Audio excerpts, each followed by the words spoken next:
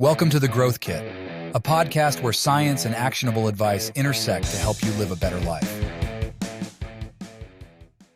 Stop telling your kids to be careful and what to do instead. Be careful is a phrase that sends the message that the world is a dangerous place and that children should always be on guard. This can lead to heightened anxiety, decreased self-confidence, and a missed opportunity for growth and development. Dr. Vanessa Lapointe. My son recently started to love to climb and jump.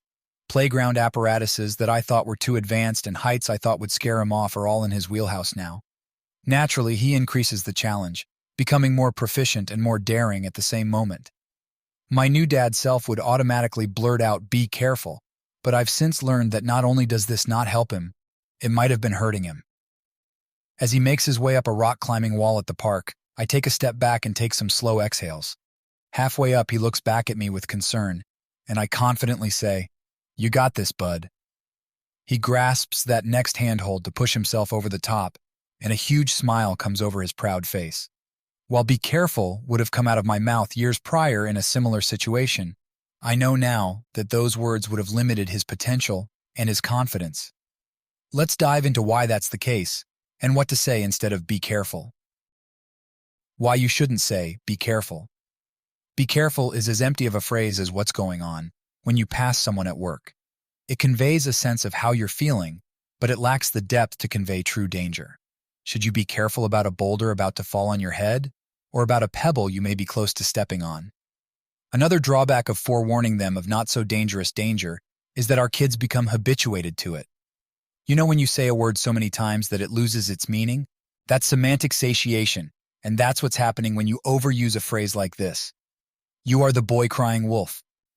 Furthermore, allowing kids to play, and thus learn, in these risky situations where we're more apt to blurt out "be careful," has shown to have benefits.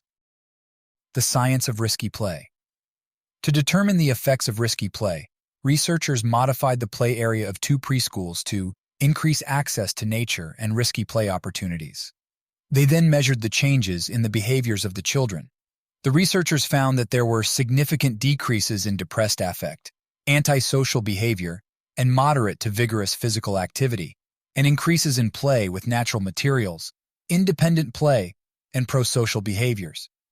Even the teachers noticed an improvement in their socialization, problem-solving, focus, self-regulation, creativity, and self-confidence, and reduced stress, boredom, and injury. Another study, Risky Play and Children's Safety, Balancing Priorities for Optimal Child Development, found that literature from many disciplines supports the notion that safety efforts should be balanced with opportunities for child development through outdoor risky play. New avenues for investigation and action are emerging, seeking optimal strategies for keeping children as safe as necessary, not as safe as possible. These observations are interesting, but not new. Around the time of World War II, a Danish landscape architect, Carl Theodor Sorensen, created junk playgrounds after he noticed kids were playing in areas other than playgrounds. This idea quickly spread, and now there are about 1,000 adventure playgrounds all over the world, which consist of less fixed play structures and more unique components like ropes for climbing, tires, planks, and assorted building materials. What to do instead? Before saying "be careful" to your kids, pause and consider these questions.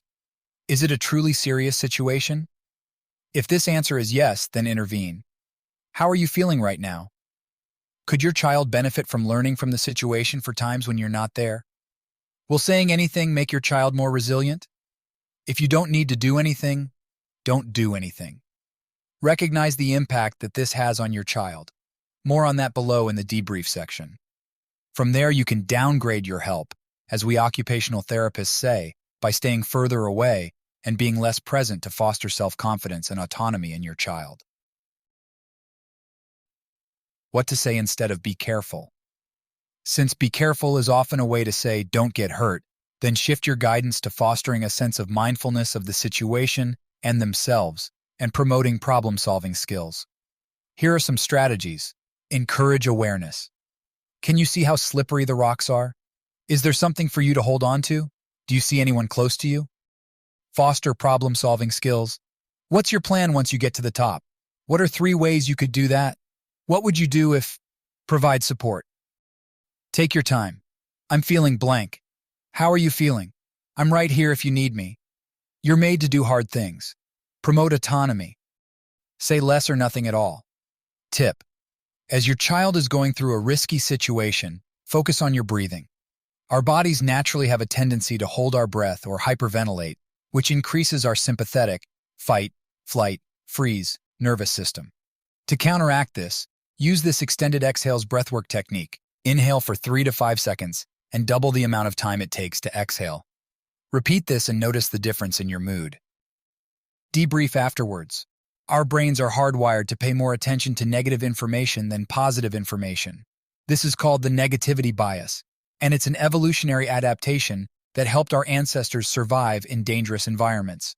However, in our relatively safe world, the negativity bias can lead us to focus on the negative aspects of our lives and to overlook the positive. This negativity bias also means that our memory and attention are unequally divided to favor errors, anxieties, and mistakes significantly more so than successes. The more likely you are to safeguard your child in situations, the more important it is to a debrief of these situations after the fact. This helps to override the negativity bias by storing more of those memories of success. That is, your child made it through a risky situation when you were doubtful. After each situation where you find yourself inching closer to helping your child either physically or verbally, do a debriefing after the fact by asking yourself a few questions. How did my child get better by doing this? What were my emotions before it happened and after it happened? What is a way to upgrade the challenge next time? If my child were doing this without me here, what could I do next time to help her do it more safely and independently? Takeaway: our words have a powerful impact on the development and confidence of our children. The simple act of replacing "be careful" with words of encouragement and support can make a significant difference in their growth and abilities. By reframing our language, we empower children to take on challenges, build resilience, and believe in themselves. Furthermore, researchers have found that having kids engage in risky behavior improves mood, problem-solving skills, and pro-social behavior. Instead of instilling fear and caution, use these strategies. Encourage awareness. Can you see how slippery the rocks are? Foster problem-solving skills. What's your plan once you get to the top? Provide support. I'm right here if you need me. And promote autonomy. Say nothing. Afterward, debrief the situation and continue to support their physical and mental development. Thanks for tuning into the Growth Kit podcast. If you enjoyed this episode, please subscribe and leave a review. You can check out my website at MindBodyDad.com and subscribe for more weekly insights sent to your inbox. You can also follow me on Instagram and Twitter at MindBodyDad.